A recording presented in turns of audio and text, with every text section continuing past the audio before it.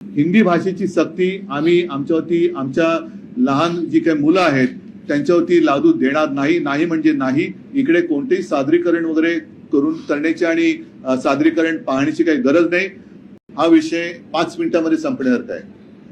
मुख्यमंत्र्यांनी जर का जाहीर केलं की मी माझ्या राज्यामध्ये हिंदीची सक्ती करणार नाही, होऊ देणार नाही, त्याच्यासाठी सादरीकरण करण्याची काही गरज नाहीये. आणि हे दळण कशासाठी दळताय?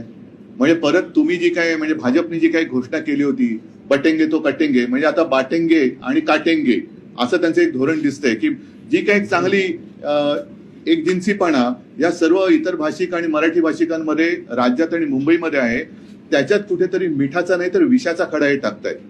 मी तमाम मराठी माणसांना पक्षीय भेदाभेद विसरून या लढ्यामध्ये सामील होण्याचं आवाहन करत आहे.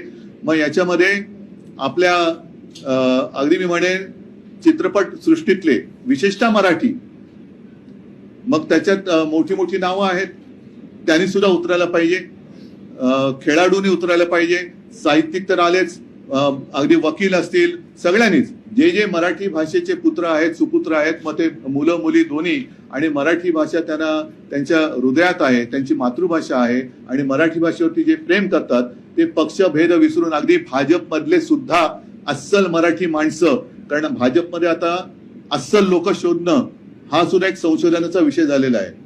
आणि अस्सल भाजपच्या कार्यकर्त्याला आता काहीतरी एक वेगळा शब्द वापरावा लागेल, कारण सगळे उपरेस त्यांच्या डोक्यावरती बसवलेत.